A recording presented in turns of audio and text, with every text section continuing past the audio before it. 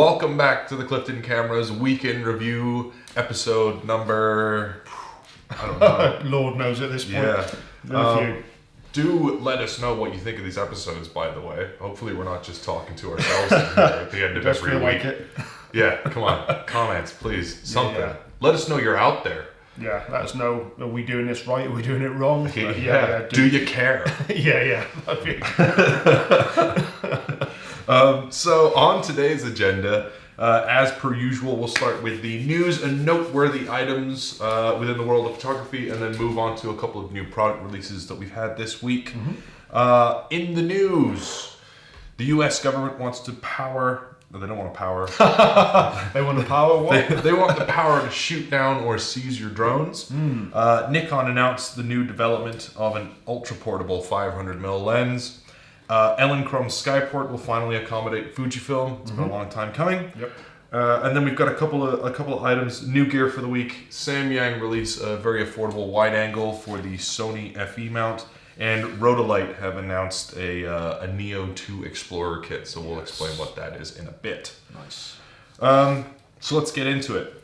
I didn't put this in here just because I'm from America and it's about America. I feel like it's an interesting thing to talk about in terms of drones. Yep. I imagine they have some similar legislature sort of over here, or at least they'll be considering it at some point. If it's happening in America, I'm sure at some point it will make its way over here. Right. So, yeah. So, no huge surprises here. The U.S. Department of Homeland Security, they've put forth a bill called the Preventing Emerging Threats Act of 2018. And essentially what they want to be able to do is to seize or shoot down your drone in flight if they suspect that it's doing something suspicious. That's what I'm a little unsure of. Yeah. The suspicious drone. So, I mean, like knowing these guys, it could be anything, right? Yeah, exactly. It's quite an interesting one, this one, because I don't know what constitutes as a suspicious drone. Nor do I, but the bill will extend to not only suspicious drone users, which I don't know how you identify one of those. You are a suspicious user. Yeah, malicious. I think they said like people with malicious. Is it malicious or something like that? Malicious intent, perhaps. Yeah. But it's basically it could be anybody. Hobbyists, guys on the job, private businesses. Yep. Journalists. Yep. I mean, and children probably. They don't know who's on the other end of that drone, really. Yeah, absolutely. So something to be aware of if you're going to take your drone over there and fly it around. It may get shot. It may get shot down. One of the interesting things I saw on this article that I strongly agree with, and that I can get on board with, is the need to protect people within. I mean, I'm all good with passing a bill like this because I can acknowledge the fact that people who use drones for dodgy things. It has been done. We know for a fact it has been done, hasn't it? So the idea that it could be used for a terrorist sort of attack is more than possible. But again, I just don't know how you ascertain that. I mean, within that though, I think you've got. Well, I suppose the terrorist thing. I saw some videos of some ISIS guys with some really some jerry-rigged grenade dropping thing on DJI Phantoms. Yes, I saw that. That's pretty harsh.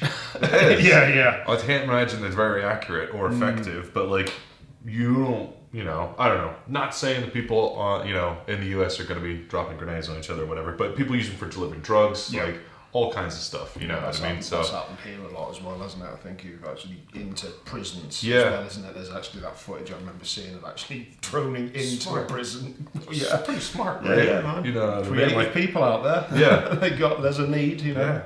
Get away with it while you can. Not that we're promoting that. No. Let's not go down that road. No. But I can, so I can get on board with needing to sort of, to have the ability to be able to protect other private citizens from other private citizens with malicious intent, whatever, however you want to qualify it. Yeah.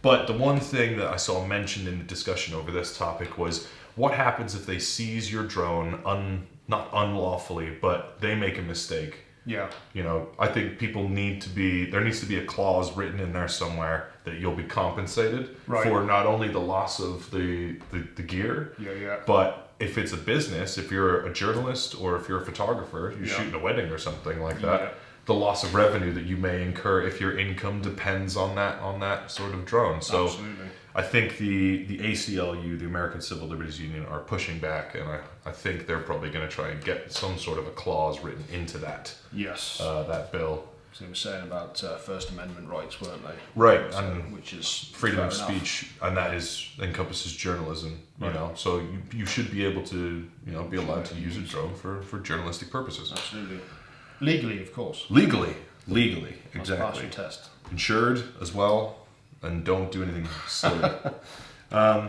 So that being said, I think that's an important thing to recognize that's going on with drones in the States, because eventually that's going to apply in any. It has to. Any. I was going to say something I'm not going to say, but any country who's got their wits about them and want to protect their private their citizens, I think is some necessary legislation there. Ben. Yes. Tell us about the Tiny 500. Yeah, this looks quite interesting actually. I wasn't even aware of the 300mm that came back a few years back. Nor was I. Nikon is developing an ultra-portable 500mm f5.6 PF VR lens. Apparently the PF stands for, actually what is the PF? That's the phase Fresnel. Yeah. Phase Fresnel technology. This was a new lesson for me while learning about this. Yeah, I wasn't aware of this 300mm. I suppose we should be, really. Yeah. But I think we sell it, even. Right. Yeah. So it's quite, I think it's like 1750. So we sell those. We'll put a link in the bio if you want to check it out. Ultra portable. But I think it's something to do with the one element, isn't it? Because they're able to, it's both light and compact. Yeah. So it's like one element replaces the big traditional element in those big 500 or the big long lenses. Yeah. And it's not only is it thinner and lighter, but the one element does the job of what multiple other elements would do. So not only is that lighter, it's getting rid of a whole load of other stuff as well. Basically, so, I think that's how they account for the shortening of the lens. Well, just to give you some idea, the 300mm was actually 52% lighter. It's a huge difference. Yes, absolutely, and 30% shorter. Yeah. Than other models. So I mean, any photographer is. I think everyone's always interested in keeping their weight down as much as possible. I think we're supposed to see similar sort of mass and volume savings on this one that you saw on the 300, right? Pretty much, yeah. You're probably looking at what, a 500mm lens that's more like a 300mm lens or something like that. Exactly. I mean, that's a pretty substantial saving. Do you know what I mean? And what sort of price it's going to be, we don't know yet. I think it's literally in the development phase at the moment. But couldn't really speak to that, could we? Yeah, I'm very interested to see whether this technology is usable or not. But from what I've seen, it looks perfectly legit. It looks really legit. And like the 300 goes for £1,750. Yeah. They don't charge big money for bad gear. Right. So I think it's pretty good. And that trade-off with the PF element in there, the flares that you were talking about. Yep. Nikon, they've compensated for this with some software that they've released called PF Flare Control. Right. I think it's a part of their photo editing suite, which sounds cumbersome to have to put your raw files through there, but I think you only encounter that flare situation when you've got some strong sources of light within your... Yeah. It's very specific scenarios, Yeah, literally shooting into the sun or like street lamps and stuff like that. Yeah. I think it was from what I saw. Yeah. So that'll be good for, wildlife and sport, I guess, Yeah, definitely. Cool. So... quick mention. Wasn't it? Elinchrom, yeah. I just came across this yesterday. We totally forgot about it because the last time Elinchrom mentioned it was like March of 2017. I was about to say, yeah. And so there was found a screenshot online of a message between a customer and Elinchrom querying whether or not they would be releasing support for Fujifilm cameras with their Skyport EL transmitters and stuff like that. Yeah, a lot of people have been waiting for this. A lot of people. And apparently the last time that it came up was in March 2017 of last year. They announced that Fujifilm would be the next camera manufacturer that they were going to accommodate. And I guess nobody heard anything. And this guy was like, hey, what's going on? And he pressed them a little bit, and they were very forthcoming, and they said, it's coming this summer. And then they said all details will be announced by the end of the month. So yes. So good on you Fujifilm shooters for being patient and holding out. If you've been doing that, give yourself a pat on the back. So hopefully next episode we'll be able to actually have some more details on June's that. nearly over already, isn't it? Yeah, halfway absolutely. through. Where has it gone? No idea. We're halfway through the year. Yeah. Right. New gear. Yes. What do we got? Samyang 24mm. Samyang. 2.8 for Sony full frame cameras. Yeah, it's cheap too. Yeah, it looks quite a nice little lens actually. It said 2.8, very light. Seems very light, very compact. The lens measures just 3.7 centimeters. And I couldn't believe this. 93 grams. Yeah. What is that's like probably less than. I mean, that's way less than what I'm holding. Yeah. It's crazy.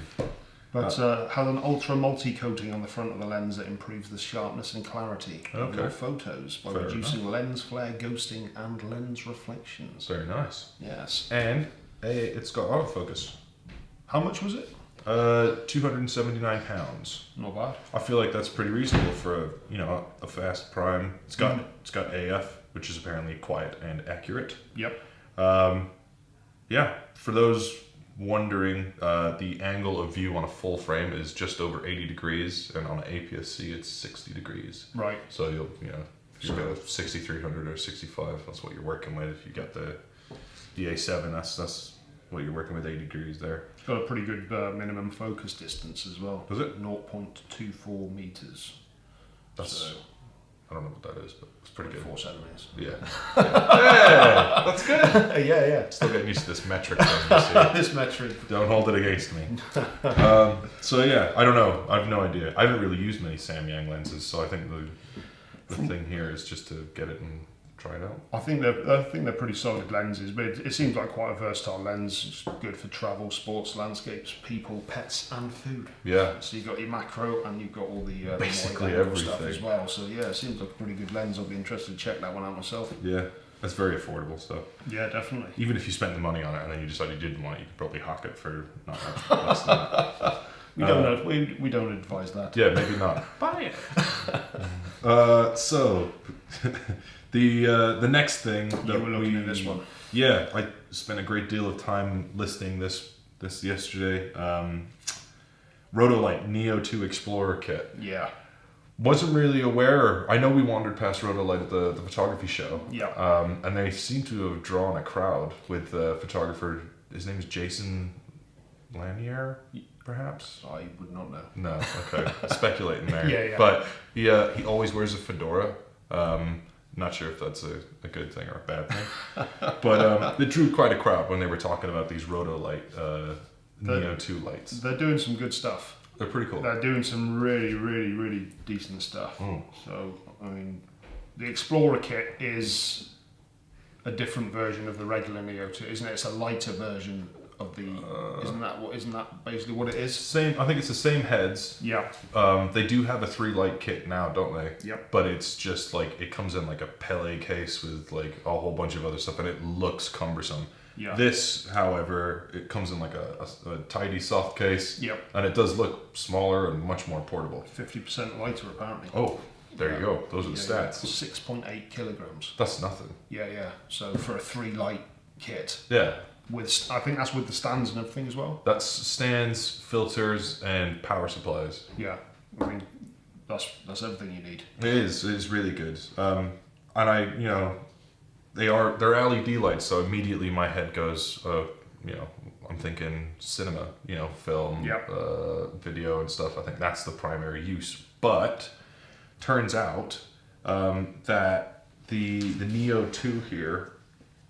Not only good for lighting film sets, but it does a high-speed sync functionality, so it works as a flash too. Up to 1/8,000th of a second. Yeah. And no recycle time. No recycle time. That's insane. Yeah. I think I don't think I've written it down here, but I seem to remember somebody was using it with a Sony A6500. Yeah.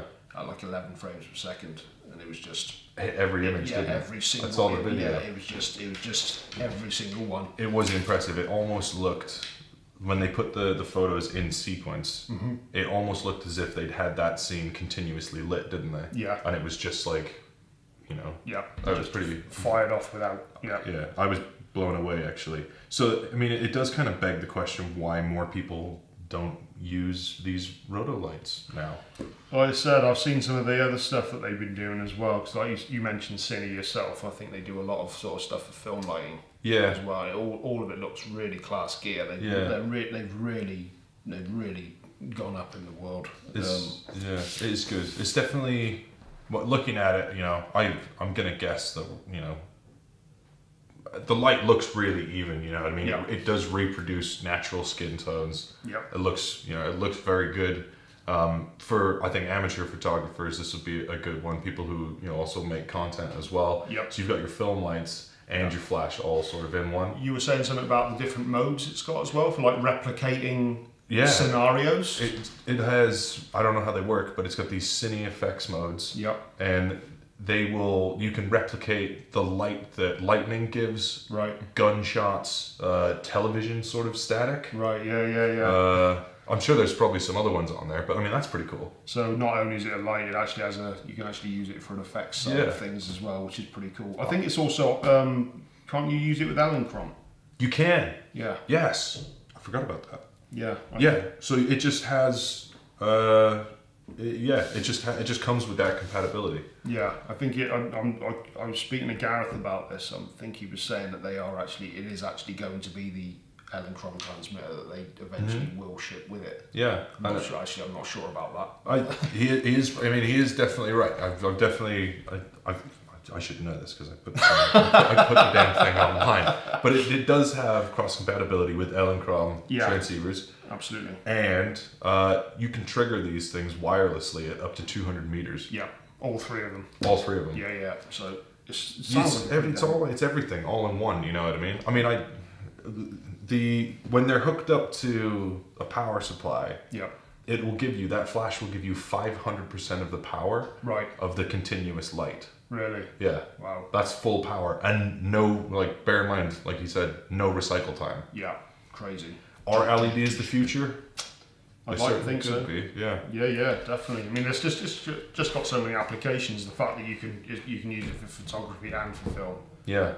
And also, I think it's the best part of £1,200, something like that. Yeah. It? So each one of those heads goes for like £300. So when you chuck in the stands, the filters, the power supplies, the case, when you look at the kit, it's a pretty impressive thing. There's a lot of added value there. So I'd love to have one. I think it kind of covers all your bases really. If if you're looking for a flash and a film kit, and you're not, if you're not too, I don't know.